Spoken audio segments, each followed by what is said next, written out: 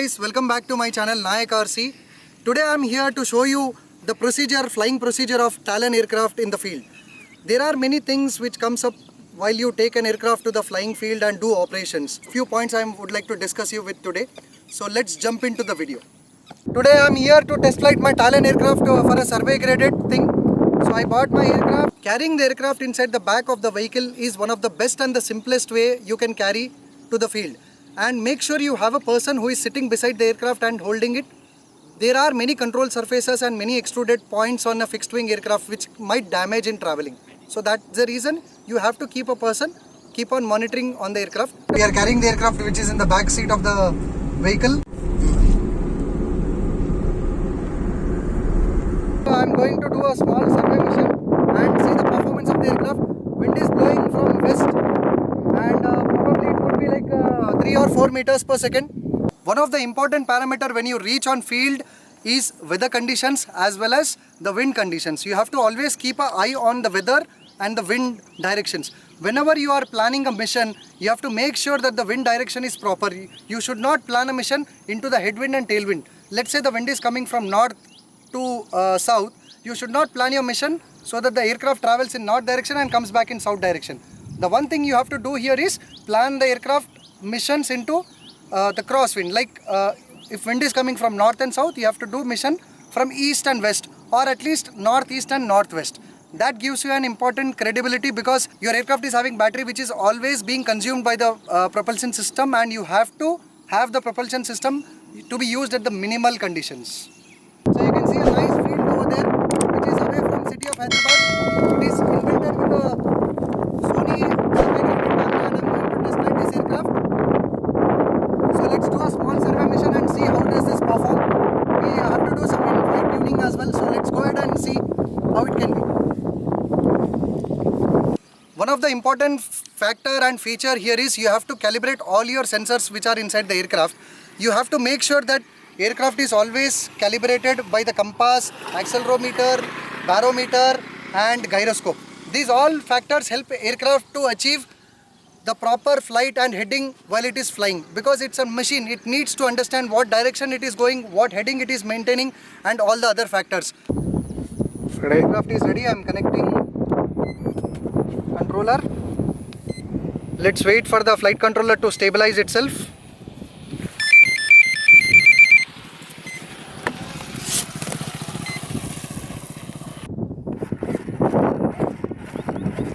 So I am getting aileron control, do elevator. I am getting elevator control as well. So aircraft is assembled. Let's go for mission planner. Let's plan a mission. Aircraft is connected and telemetry is also on. Mission planner is up. Transmitter is also turned on. I have a solid telemetry connection over the ground control station, and the same way in the aircraft as well. Aircraft is over here. Let me plan a mission.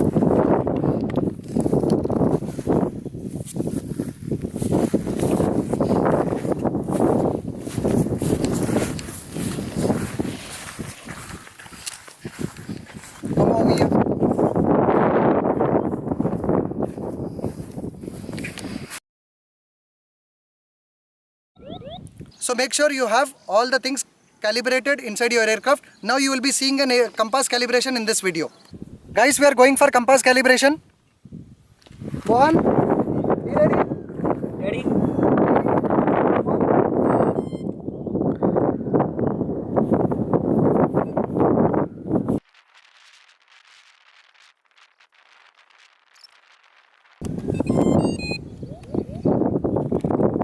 Rebooting. Compass calibration successful. Reboot the aircraft. Rebooting aircraft. Connecting. What is on?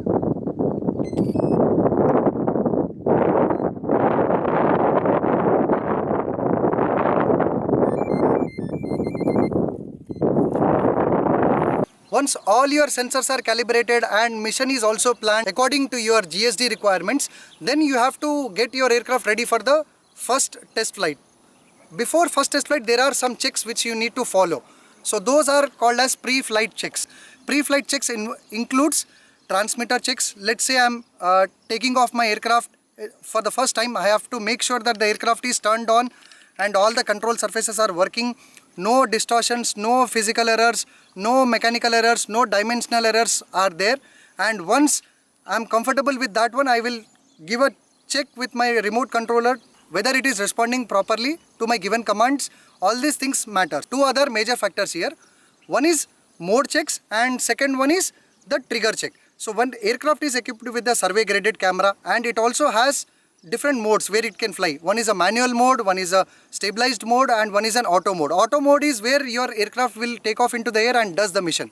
The point here is you have to check all these three modes are working fine on the ground itself. Make sure you toggle the mode switch to manual, stabilized mode and auto mode. Check whether the aircraft is performing normally. You should not see any errors into the mission planner where it says compass error, accelerometer error or something.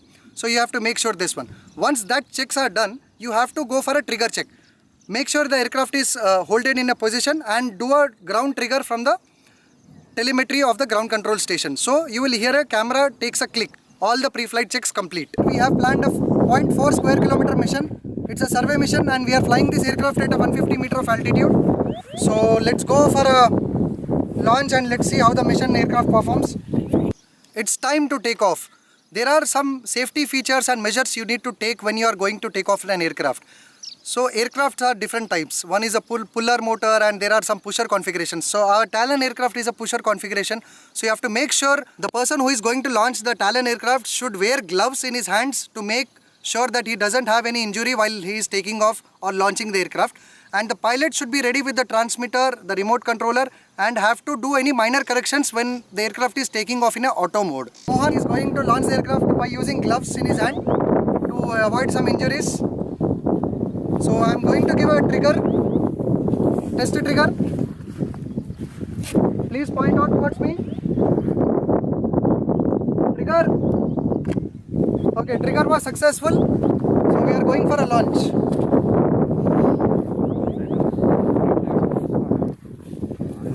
Before launching, we have to do something which is called as pre-flights. So in the pre-flights, we need to check whether all the connectors are secured, all the mechanical fixtures are secured and all the linkages on the control surfaces are also secured. So we have to make sure that everything is done. Rohan has already performed a pre-flight checklist with all the connectors. As being a pilot, I have to give all my checks. And once that is done, I am going to run motor and see whether it is strong enough to handle the aircraft's pressure. So I am turning on the flight motor. Okay, so now I am going to check the flight controller. Three modes. One is manual mode where I get all the controls in manual, and other mode is stabilized mode. So once I get to stabilized mode, the aircraft will automatically stabilize itself when it is pushed by the wind. And the third one is auto mode. So when you switch the aircraft mode into auto, auto will automatically run and aircraft will start to its mission. So I am going to check whether auto is working or not. Okay, so seems everything, three modes are working. Now I am going to do a test flight and survey mission. Always do mission plan in crosswind. Clear? So Bobby, we are ready for takeoff. In 3, 2, 1, auto.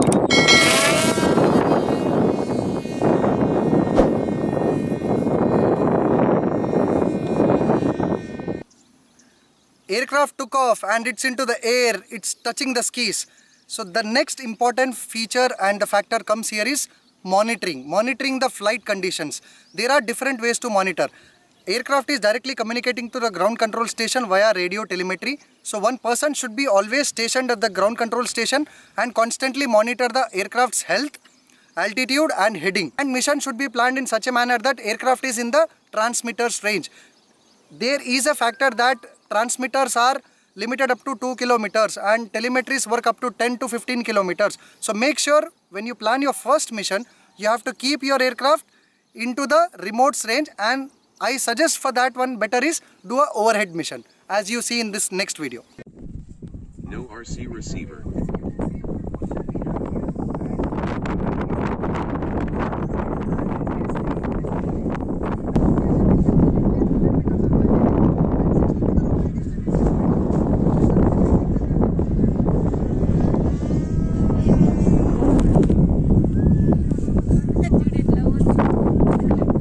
RTL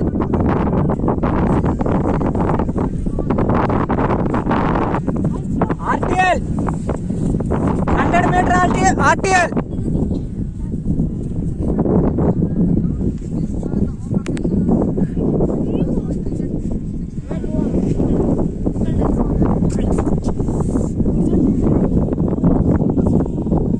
Mode change to FBWA.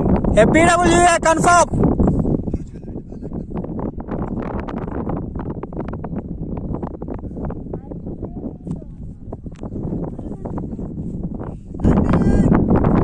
Okay, approach. 20 meter per second. 17 meter per second. Landing completed. Disarming.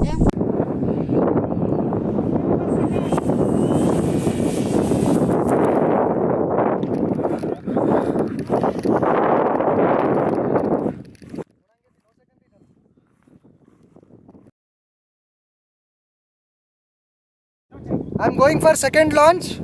So this time it is 3 square kilometer mission with a GSD of 3.5 centimeter per pixel. Okay. In 3, 2, 1, launch.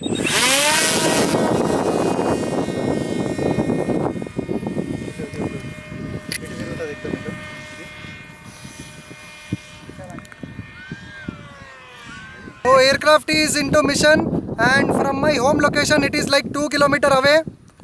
And it started mission from there. We find some little drizzling, but still aircraft is enough capable to perform in drizzling and little rain.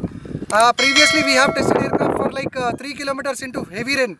So I am confident enough this will work in little bit of drizzling. So let's have. The pilot's responsibility becomes to monitor the aircraft whenever the aircraft is in visual line of sight. Or if the aircraft is in beyond visual line of sight, he has to maintain a binocular or some other device where he can try to spot the aircraft while it is flying. My brother Ashok Naik is constantly monitoring the aircraft via binocular, and Mohan is always sitting on the ground control station where we have planted our ground telemetry as well. So he is constantly monitoring the aircraft. It becomes pilot's responsibility to continuously monitor the aircraft whenever it is in range.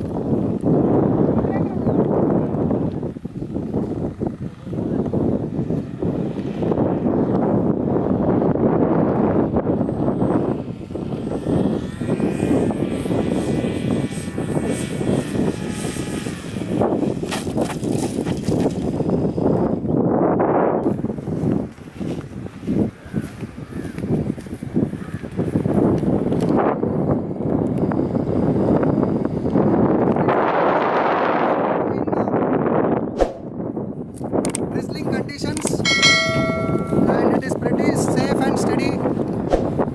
So I'm happy that it completed a 1-hour mission.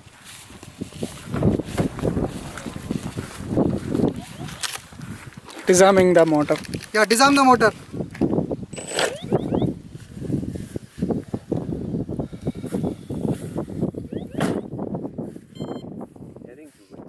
Guys, that is how we build, configure, tune and test fly the Talon aircraft. I have personally covered 30,000 plus square kilometers using this Talon aircraft, which is one of the best industrial grade aircraft in the world, where you can do number of different types of surveys. With this, my team Nayak RC is also into production of this aircraft. If you are looking for this aircraft for land surveying, please do contact us. We will reach you soon, and I hope you enjoyed this video. Please do like, share and subscribe. I'll talk to you soon in the next video.